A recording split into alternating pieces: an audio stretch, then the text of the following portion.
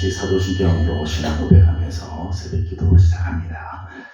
나는 전능하신 아버지 하나님 천지의 창조주를 믿습니다. 나는 그의 유일하신 아들 우리 주 예수 그리스도를 믿습니다. 그는 성령으로 잉태되어 동정녀 마리아에게서 나시고 본디어 빌라도에게 고난을 받아 십자가에 못 박혀 죽으시고 장사된 지 사흘 만에 죽은 자 가운데서 다시 살아나셨으며 하늘에 오르시려 전능하신 아버지 하나님 우편에 앉아 계시다가 거기로부터 살아있는 자와 죽은 자를 심판하러 오십니다. 나는 성령을 믿으며 거룩한 공교회와 성도의 교제와 죄를 용서받는 것과 몸의 부활과 영생을 믿습니다. 아멘. 찬송가 559장 우리 같이 보겠습니다. 찬송가 559장입니다.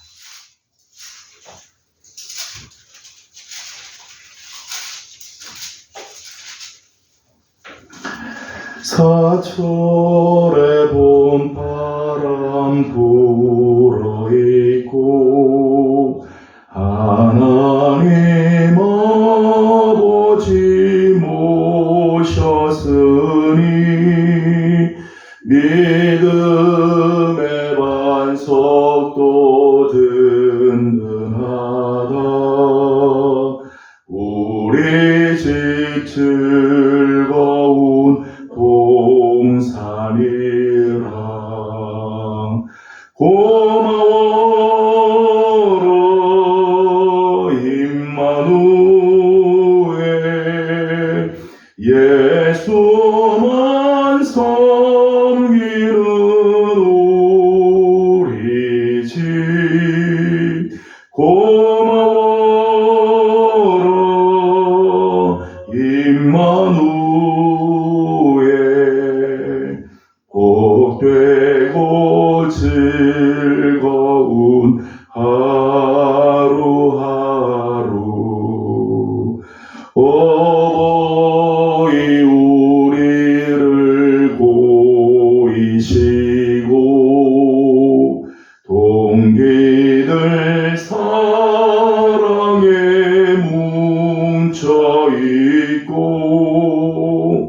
기쁨과 서름도 같이 하니 한간의 초가도 전국이라. 고마워라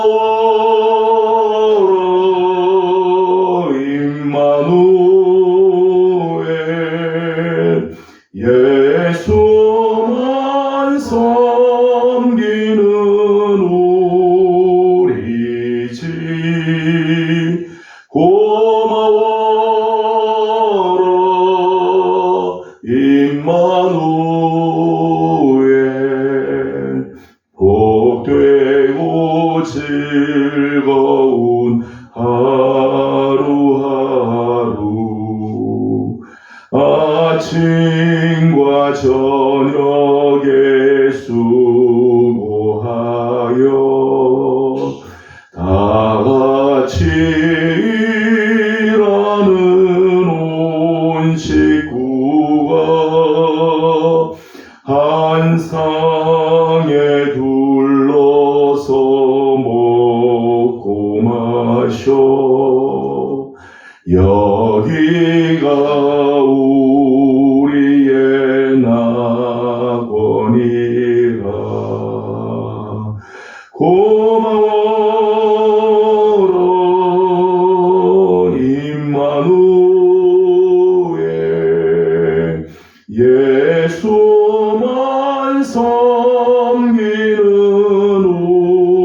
우리 집. 고마워라 임마누엘 복되고 즐거운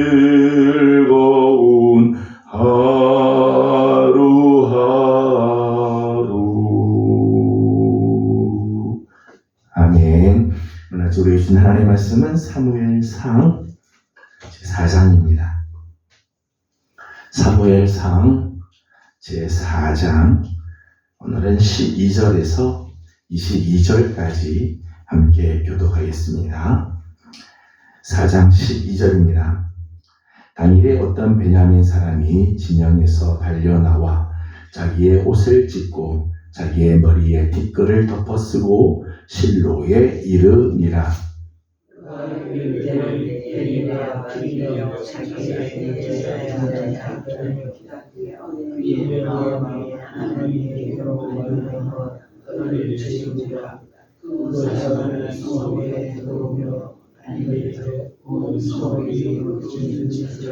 엘리가 그 부르짖는 소리를 듣고 이르되 이 떠드는 소리는 어찌 되느냐. 그 사람이 빨리 가서 엘리에게 말하니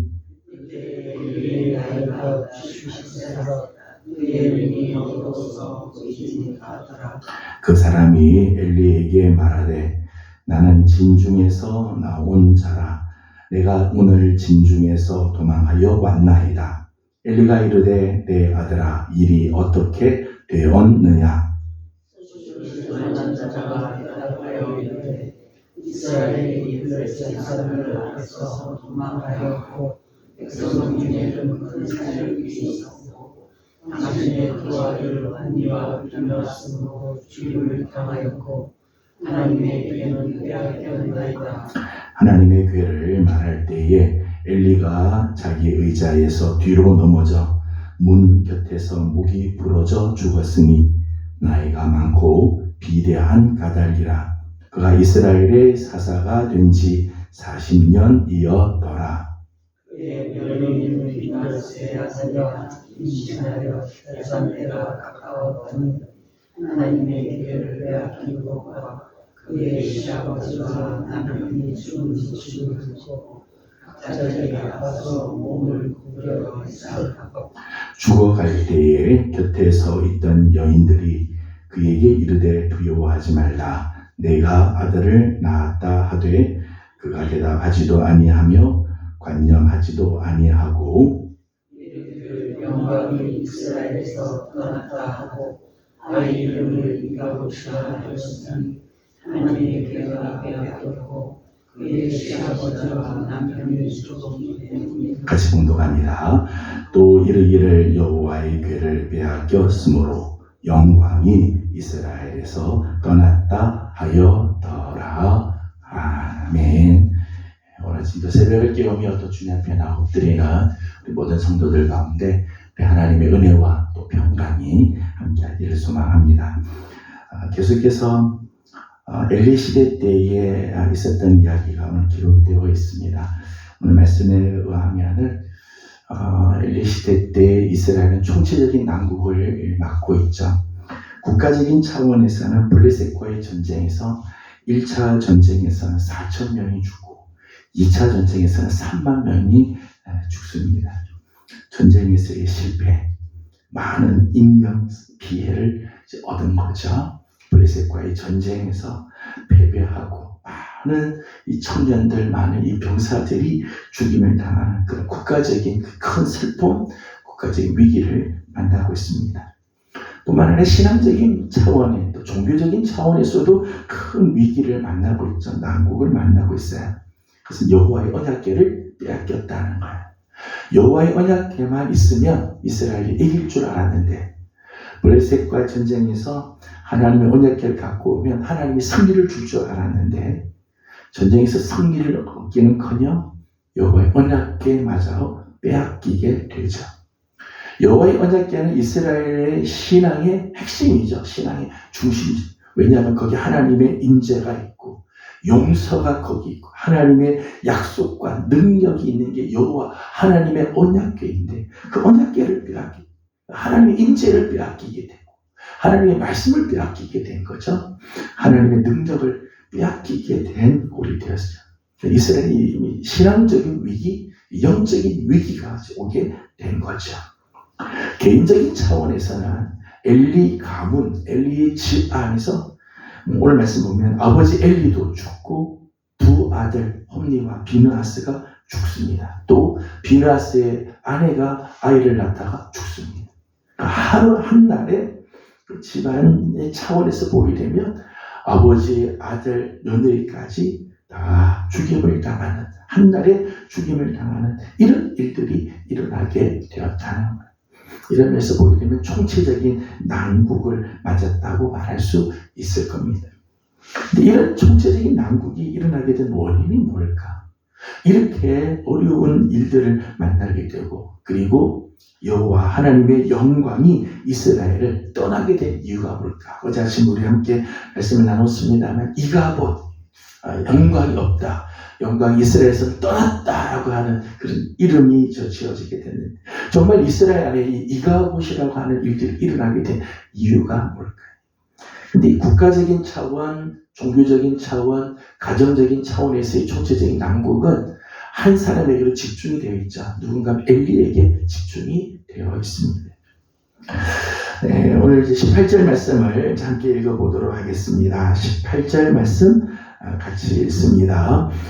하나님의 교회를 말할 때에 엘리가 자기 의자에서 뒤로 넘어져 문 곁에서 목이 부러져 죽었으니 나이가 많고 비대한 까닭이라. 그가 이스라엘의 사사가 된 지 40년이었더라. 아멘. 18절 말씀을 보게 되면 엘리는 40년 동안 이스라엘에서 사사로 있었습니다. 사사로 있었습니다. 그리고 지금 나이가 98세예요. 98세 나이. 40년 동안 사사로 있었던 사람입니다. 사사로 있었다고 하는 것은 지금 이 나라의 모든 문제를 책임지는 지도자죠. 영적인 부분에서 사회적인, 정치적인, 국가적인 모든 차원에서 최고의 그런 자리, 결정할 수 있는 자리에 있는 사람이라고 말할 수 있을 겁니다. 객관적으로 보게 되면 98세를 살았어요. 98세. 지금도 98세가 작은 나이는 아니지만 당시 98세를 살았다. 또 사사가 되어서 40년 동안 사사의 그 직무를 감당했다.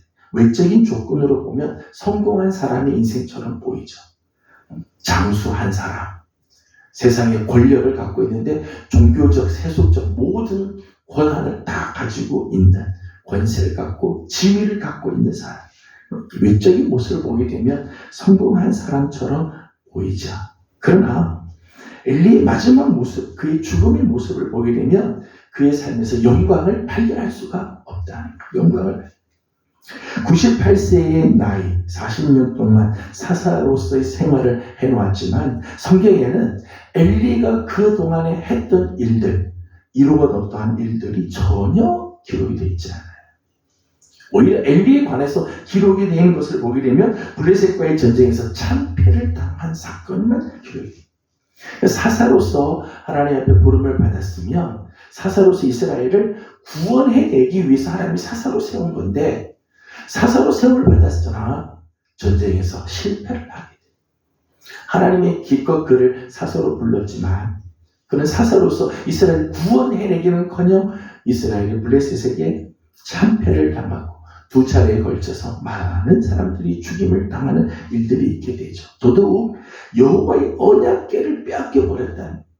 엘리는 사사이면서도 제사장이었잖아요. 제사장으로서 여호와의 언약궤를 빼앗겼다는 것은 이스라엘의 영적인 자존심이 완전히 빼앗긴 거죠. 생명줄 같은 언약궤인데 제사장으로서 이 언약궤를 빼앗기게 됐다. 엘리의 인생에 영광감은 찾아볼 수가 없는 거죠. 뿐만 아니라 두 아들 홈리와 비느하스가 죽었다는 소식을 듣게 되고, 오늘 말씀 보면 자기 자신은 의자에서 놀라서 뒤로 넘어져서 목뼈가 부러져서 죽었습니다. 사사로서 40년을 살고 마지막 모습, 98세를 누리면서 살았지만 그의 마지막 모습을 보게 되면 영광의 모습은 하나도 없죠. 비참의 모습, 안타까운 모습, 정말 참담한 그런 모습으로 끝나게 되는 것을 보게 됩니다. 엘리의 삶이 이렇게 된 이유가 뭘까? 제사장으로서, 사사로서 엘리가 이렇게까지 되어진 이유가 뭘까? 몇 가지 그의 삶에서의 모습을 잠깐 발견을 하려고 합니다. 13절 말씀을 함께 읽어보도록 하겠습니다. 13절 말씀 같이 봅니다. 그가 이럴 때는 엘리가 길 옆 자기의 의자에 앉아 기다리며 그의 마음이 하나님의 괴로 말미암아 떨릴 즈음이라. 사람이 성읍에 들어오매 알림에 온 성읍이 부르짖는지라. 아멘. 오늘 13절 말씀 보니까 엘리가 길 옆 자기의 의자에 앉아 기다렸다 그렇게 했습니다.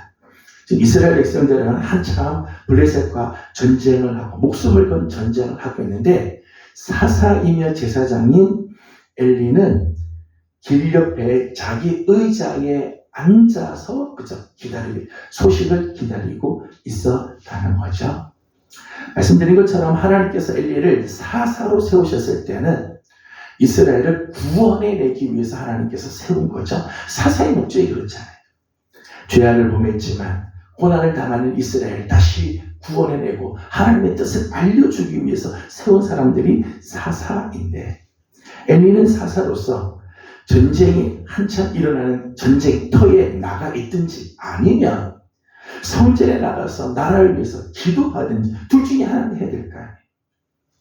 전쟁터에 나가서 전쟁하는 백성들에게 하나님의 뜻을 알려주고 격려하고 하나님이 지금 함께 하신다, 그렇게 해서 이스라엘을 끌고 전쟁을 해야 하든지, 나이가 많아서 나가지 못하면 성전에 나가서 기도하든지 해야 할 텐데, 엘리의 모습을 보면 길 옆에 있는 자기 의자, 늘 앉았던 의자가 있었던가 봐요. 그 의자에 앉아서 소식만 기다리고 있었다는 거예요. 엘리의 이런 모습들을 보게 되면 자기에게 주어진 직무, 자기에게 주어진 사명에 나태한 모습, 태만한 모습을 보게 되죠. 사사로서 제사장으로서 하나님께서 세워줬지만은 엘리의 모습에는 이런 모습들이 보이지 않았다는 거예요. 15절 말씀을 읽어보도록 하겠습니다. 15절입니다. 그때 엘리의 나이가 98세라 그의 눈이 어두워서 보지 못하더라. 아멘. 나이가 많았습니다. 98세가 되어서 그의 눈이 어두워서 보지 못했다고 말합니다. 물론 육신의 상태를 말할 수도 있죠. 나이가 거의 100세가 됐으니 눈이 잘 보이지 않을 수도 있지만, 눈이 보이지 않는, 그의 눈이 어두워서 보지 못했다고 하는 것은 단지 신체적인 상태만을 말하는 게 아니라 그 영적인 상태를 말하기도 하죠. 영적인 상태. 영적인 눈도 어두워서 보지 못했다. 사사로서 제사장으로서 불렀지만 영적으로 어두운, 영적인 분별력을 잃어버린 엘리의 모습을 상징적으로 말하기도 하고 있죠. 신명기 34장을 보게 되면 모세가 죽을 때의 모습을 소개합니다. 모세의 나이가 120세였는데 신명기에는 모세의 상태를 이렇게 소개합니다. 그의 눈이 흐리지 않고 그의 기력이 쇠하지 않았더라. 120세의 나이, 광야 40년을 지내면서 정말 어려운 환경을 지나왔던 모세지만, 모세는 그의 눈이 흐리지 않고 그의 기력이 쇠하지 않았어요. 끝까지 하나님께서 주신 사명을 다 감당하고 하나님이 데리고 가시. 모세에 비한다면 엘리의 모습을 보게 되면 영적인 부분이나 이런 모습에서 부족한 것들을 보게 되죠. 98세이지만 눈이 어두워서 영적으로 분별력이 없고 하나님께서 주신 사명의 자리에 제대로 서지 못하는 이런 모습들을 보게 됩니다. 엘리가 이렇게 비참한 최후를 맞이하고 영광이 떠난 모습으로 끝났던 이유 중에 하나는 그가 알고 있는 잘못 때문이죠. 지난 시간에 우리가 한번 보았습니다만 3장 13절 말씀을 보게 되면 3장 13절에서는 이렇게 말씀을 합니다. 같이 한번 읽어보도록 합니다. 3장 13절 말씀 같이 보겠습니다. 내가 그의 집을 영원토록 심판하겠다고 그에게 말한 것은 그가 아는 죄악 때문이니 이는 그가 자기의 아들들이 저주를 자청하되 아멘. 23절 말씀을 보게 되면 그가 아는 죄악 때문이네. 이미 엘리가 자기 아들들의 죄를 다 알고 있다는 거죠. 사실은 온 이스라엘 백성들이 다 아는 죄, 엘리도 다 아는 죄입니다. 그 아는 죄이었지만은 그 아들에게 잘못한 것을 금하지 못했던 엘리의 모습. 엘리가 이렇게 그의 아들의 잘못을 금하지 못했던 이유가 뭘까요? 잘못된 것을 알면서도 그걸 끊지 못한 이유가 뭘까요? 우리가 지난번 2장에서 말씀을 보았습니다마는 그것은 하나님보다 아들을 더 중히 여겼기 때문에 제사장으로서 사사로서 하나님이 우선이 되고 하나님을 두려워하고 하나님을 존중히 여기게 되는데 하나님보다 아들을 더 중히 여겼기 때문에 하나님께서 그렇게 말씀하잖아요. 네가 나보다 네 아들을 더 중히 여겼기 때문이다. 그러니까 아들이 잘못된 그 잘못을 알면서도 그냥 내버려. 그 죄악 때문에 국가적인 차원에서 종교적인 차원에서 개인적인 차원에서 영광이 다 떠난 모습으로 끝나버리고 말았다는 거예요. 한 가지 더 기억한다면 18절 말씀을 다시 한번 읽어보도록 하겠습니다. 18절을 다시 한번 봅니다. 하나님의 교회를 말할 때에 엘리가 자기 의자에서 뒤로 넘어져 문 곁에서 목이 부러져 죽었으니 나이가 많고 비대한 까닭이라. 그가 이스라엘의 사사가 된 지 40년이었더라. 아멘. 18절 말씀에서 엘리가 의자에서 뒤로 넘어져서 목이 부러져 죽은 장면이 나옵니다. 참 비참한 죽음, 영광스러운 죽음이 결코 아니죠. 참 안타까운 죽음을 맞이하는데 오늘 18절 말씀 중에 한 단어가 보이죠. 나이가 많고 비대한 까닭이라. 98세가 됐는데 비대했다는 게 몸이 비대했다. 그래서 놀라서 일어날 때 그냥 뒤로 넘어져서 목이 부러졌다는 거죠. 비대했다는 말에 마음이 걸려요. 98세 노구이면 나이가 연세가 많이 들면 살이 좀 빠지는 것이 정상인데요. 비대했다는 거는 엘리가 나이가 많아도 육신의 쾌락 먹는 거에 관심이 너무 많았다는 거죠. 영적인 지도자로서 정말 영적인 부분에 관심이 있는 게 아니라 육에 속한 삶에 치중했다는, 그러니까 몸이 비대해지는 거죠. 자기 자신을 주체할 수 없을 정도로 비대해졌다는 거예요. 그러니까 마지막 이런 모습들을 보게 됩니다. 사실은 엘리 한 사람만의 문제가 아니죠. 엘리 본인의 문제가 아니라 영적인 지도자로서 이런 태만의 모습들, 사명을 제대로 감당하지 못하는 이 모습들, 사사로 부름을 받고 제사장으로서 있음에도 불구하고 사명을 제대로 감당하지 못하는 이 태만함, 나태함 때문에 자신뿐만 아니라 그의 가정이, 한 걸음 더 나아가서는 국가적인 차원에서도 총체적인 난국을 맞이하게 되었다는 것입니다. 17절 말씀을 보게 되면 이날 두 아들 홈리와 비느하스가 죽임을 당하게 됐다고 보고를 받게 됩니다. 홈리와 비느하스의 죽음은 전쟁에서 전사한 것처럼 보이지만은 사실은 전쟁에서 전사한 게 아니에요. 2장 25절을 말씀을 보게 되면 이렇게 말씀을 합니다. 2장 25절을 같이 읽어보도록 하겠습니다. 사무엘상 2장 25절 같이 한번 읽어봅니다. 사람이 사람에게 범죄하면 하나님이 심판하시려니와 만일 사람이 여호와께 범죄하면 누가 그를 위하여 간구하겠느냐 하되 그들이 자기 아버지의 말을 듣지 아니하였으니 이는 여호와께서 그들을 죽이기로 뜻하셨음이더라. 아멘. 홈리와 비느하스에 대해서 하나님이 작정하시고 뜻하신 게 있었다는 거예요. 저들이 그 지은 죄악 때문에 하나님이 그들을 죽이기로 뜻하셨다. 죽이기로 뜻하셨다. 홈리와 비느하스가 블레셋과의 전쟁에서 전사한 것은 전사가 사실이 아니라 하나님께서 그들을 죽이셨다는 거예요. 하나님 앞에서 지은 그 죄악, 아버지가 꾸짖고 경고하나 그 말을 끝까지 듣지 않고 자기만이 아니라 온 이스라엘로 하여금 범죄를 저지르게 만드는 그 죄악 때문에 하나님이 그를 죽였다. 여러분, 사람이 한번 태어나서 한번 죽는 건 다 정한 일이죠. 그러니까 죽음을 우리는 다 맞이하게 됩니다. 그런데 어떤 사람은 그 마지막이 참 귀하고 영광스럽고 마지막이 참 거룩한 분들이 있어요. 생애를 마감하고 나서도 사람들이 다 그를 귀히 여기고 마지막 생애를 마감하고 하나님 앞에 설 때 영광스러운 모습으로 마감하는 사람도 있습니다. 근데 어떤 사람은 그 죽음이 참 비참하고 너무너무 참 안 되고 그런 죽음들.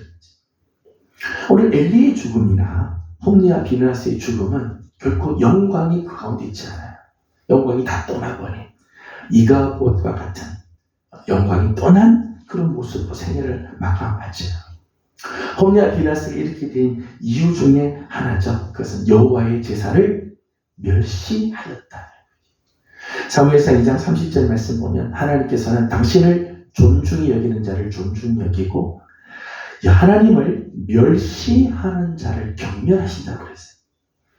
엘리의 삶이나 홈리와 비느하스의 삶을 보면 여호와의 제사를 멸시하고 하나님을 존중히 여기지 않으니까 끝내는 비참한 죽음으로 끝나버리고 말았다는 거죠. 영광이 떠나고 말았다는 거예요.